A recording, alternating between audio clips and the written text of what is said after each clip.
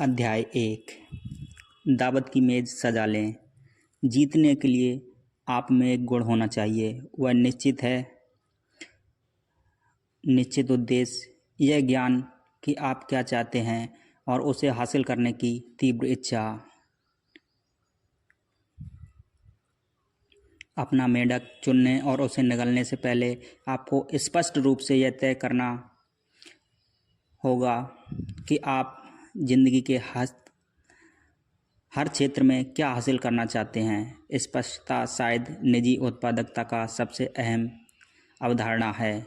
कुछ लोगों के ज़्यादा तेज़ी से ज़्यादा काम करने का सबसे प्रमुख कारण यही है कि उनके लक्ष्य और उद्देश्य एकदम स्पष्ट होते हैं, इसलिए वे राह नहीं भटकते।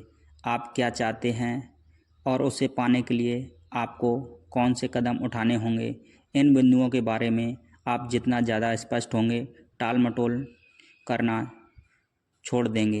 मेंढक निकलना और हाथ का काम पूरा करना उतना ही ज़्यादा आसान होगा।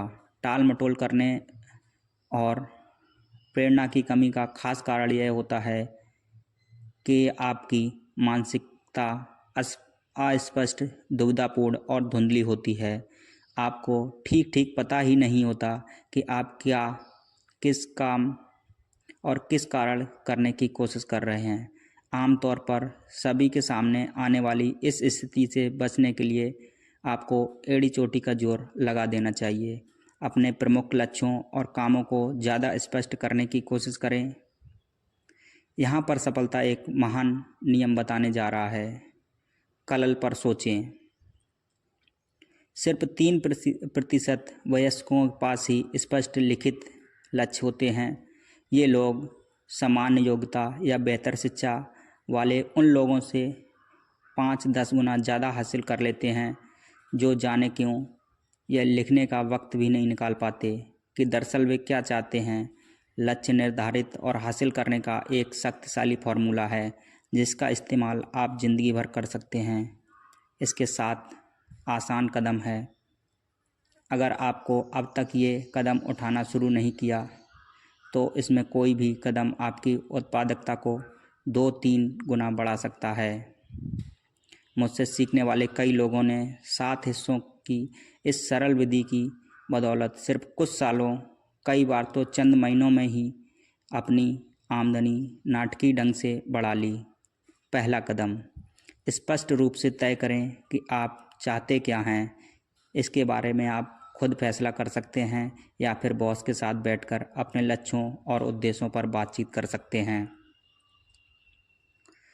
जब तक कि वे आपके सामने एक स्पष्ट ना हो जाएं कि आप क्या अपेक्षा की जाती है और प्राथमिकता के किस क्रम में की जाती है। हैरानी की बात यह है कि बहुत सारे लोग सिर्फ इसलिए हर दिन मूल्यवान काम करते चले जाते हैं क्योंकि उन्होंने अपने मैनेजर के साथ ऐसी महत्वपूर्ण बातचीत कभी नहीं की है। समय एक बहुत ख़राब इस्तेमाल की ऐसी चीज़ बहुत अच्छी तरह कटना है कि जिसे करने की कोई ज़रूरत ही नहीं है। स्टीफन केवी कहते हैं, सफलता की सीढ़ी पर सरपट चढ़ने से पहले यह पक्का कर लें कि यह सही इमारत से टिकी हो। दूसरा कदम, इसे लिख लें, कागज़ पर सोचें। लक्ष्य लिखकर आप इसे एकदम सटीक बना देते हैं और मूर्त आकार दे देते हैं। आप ऐसी चीज़ का सृजन करते हैं जिसे आप छू और देख सकते हैं। दूसरी तरफ जो लक्ष्य या उद्देश्य लिखा नहीं जाता, वह सिर्फ एक इच्छा या फसाती ही रह जाता है और उसके पीछे कोई ऊर्जा नहीं होती। अलिखित लक्ष्य दुविधा, अस्पष्टता, गलत दिशा और असंख्य गलतियों की ओर ले जाते हैं। तीसरा कदम, अपने लक्ष्य की समय सीमा तय कर लें। यदि ज़रूरी हो तो उसे मुख्य समय सीमा को कुछ छोटी छोटी सीमाओं में बांट लें। समय सीमा तय ना की गई हो तो लक्ष्य हासिल करने की कोई जल्दबाजी नहीं होती है। ऐसे लक्ष्य की ना तो कोई वास्तविक शुरुआत होती है और ना ही कोई वास्तविक अंत। समय सीमा और काम पूरा करने की निश्चित जिम्मेदारी स्वीकार किए बिना आप स्वाभाविक रूप से टाल मटोल करते रहेंगे। और बहुत कम कोशिश करेंगे। चौथा कदम, उन सभी कामों की एक सूची बनाएं जो आपको मुताबिक लक्ष्य तक पहुंचाने के लिए आपको करने होंगे। जब भी इससे संबंधित कोई नया काम दिमाग में आए उसे भी सूची में जोड़ लें।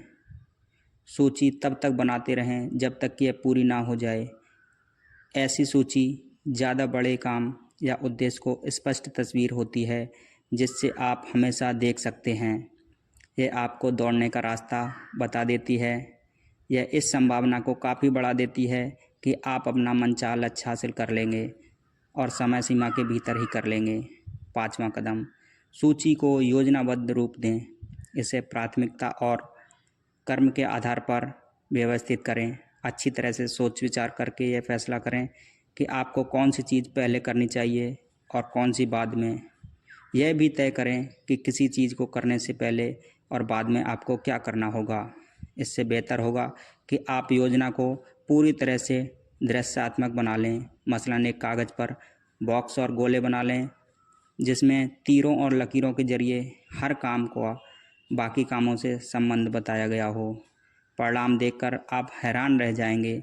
जब आप अपने लक्ष्य को निश्चित कामों में बांट लेते हैं तो उसे हासिल करना बहुत आसान हो जाता है।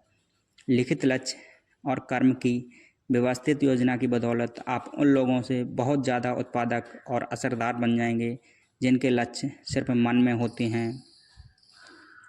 छठा कदम, अपनी योजना पर तत्काल अमल करें। कुछ भी करें औसत योजना जिस पर उत्साह से अमल किया जाए उस बेहतरीन योजना से अच्छी होती है जिस पर बिल्कुल भी अमल नहीं किया जाता। किसी भी प्रकार की सफलता हासिल करने के लिए अमल अनिवार्य है। यही सब कुछ है। सातवां कदम, हर दिन कुछ न कुछ करने का संकल्प करें जो आपको अपने प्रमुख लक्ष्य की दिशा में आगे बढ़ाएं। उस गतिविधि को अपनी दैनिक समय सारणी में शामिल करें।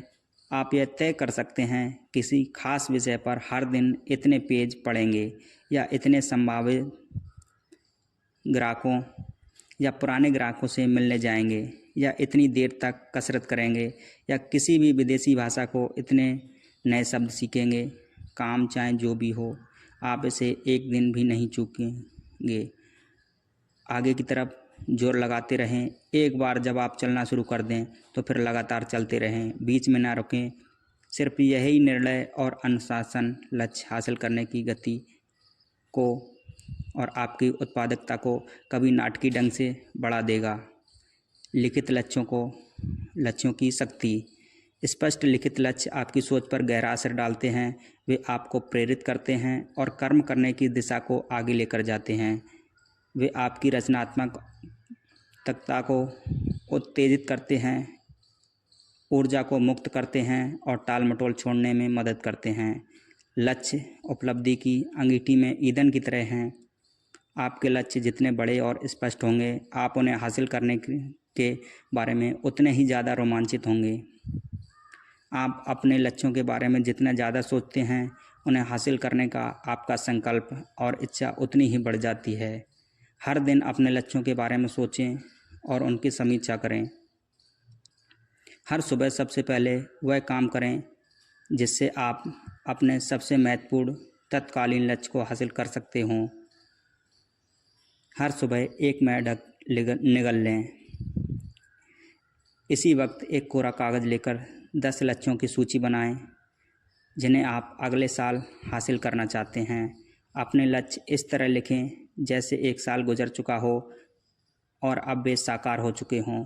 वर्तमान काल में लिखें, सकारात्मक अंदाज में लिखें और मैं से शुरू करते हुए लिखें ताकि आपका अवचेतन मन उन्हें फ़ौरन ग्रहण कर लें। मिसाल के तौर पर आप लिख सकते हैं कि मैं हर साल इतने डॉलर कमाता हूँ, या मेरा वज़न इतने पाउंड है, या मैं अमुक कार चलाता हूँ। 10 लक्ष्यों की सूची इसकी समीक्षा करें, फिर उससे एक लक्ष्य को चुन लें जिसे हासिल करने से आपकी ज़िंदगी पर सबसे ज़्यादा और अच्छा असर पड़ेगा। चाहे वह लक्ष्य जो भी हो, उसे एक अलग कागज़ पर लिखें, समय सीमा तय करें और योजना बना लें। अपनी योजना पर अमल करें और फिर हर दिन कोई ना कोई ऐसा काम करें जो आपको उस लक्ष्य की ओर उसी दिशा में आगे बढ़ने में मदद करे।